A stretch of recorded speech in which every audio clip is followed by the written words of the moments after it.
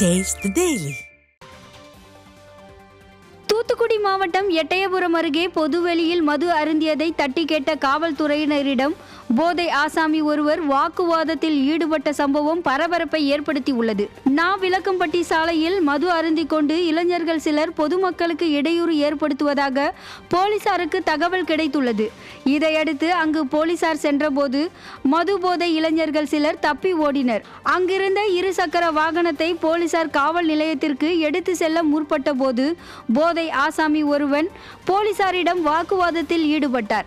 இதையடுத்து போலீசார் நடத்திய விசாரணையில் அந்த நபர் சென்னையில் காய்கறி கடை நடத்தி வரும் பொன்ராஜ் என்பது தெரிய வந்தது.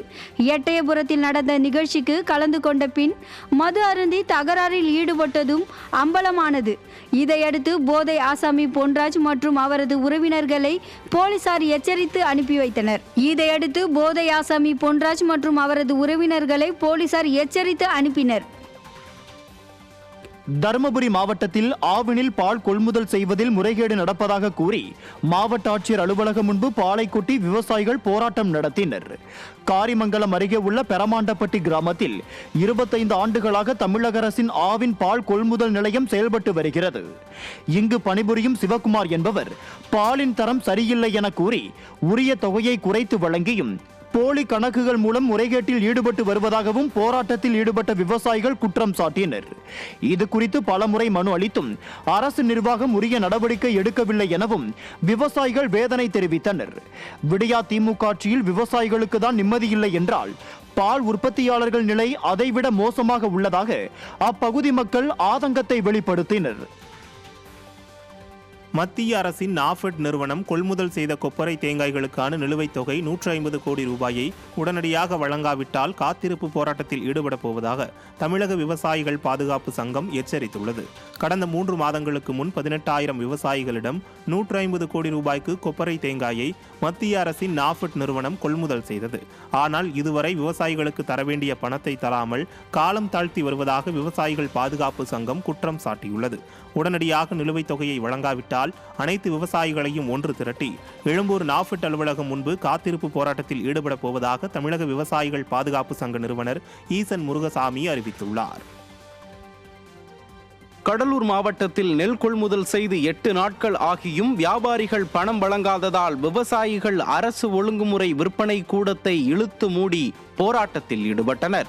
விருத்தாசலம் அரசு ஒழுங்குமுறை விற்பனை கூடத்தில் மேலப்பாளையூர் கிராமத்தைச் சேர்ந்த மணி என்ற விவசாயியின் 168 நெல் மூட்டைகளை 8 நாட்களுக்கு முன்னர் கொள்முதல் செய்த வியாபாரி அதற்கான தொகை சுமார் 2.5 லட்சத்தை கொடுக்காமல் காலம் தாழ்த்தினார். இது குறித்து ஒழுங்குமுறை விற்பனை கூட அதிகாரிகளிடம் அந்த விவசாயி கேட்டபோது நெல்லை வாங்கிய வியாபாரியையே தொடர்பு கொண்டு கேட்குமாறு அதிகாரிகள் அலட்சியமாக கூறியுள்ளனர். இதனால் கோபமடைந்த விவசாயிகள் சிலர் அந்த ஒழுங்குமுறை விற்பனை கூட வாயிலை மூடி போராட்டத்தில் ஈடுபட்டனர். இந்த விடியா ஆட்சியில் விவசாயம் செய்யவே பெரும் பாடுபட வேண்டியிருக்கும் நிலையில் விளைவித்த நெல்லுக்கான தொகையை பெறுவதற்கும் போராட வேண்டியிருக்கிறதே என விவசாயிகள் வேதனை தெரிவித்தனர்.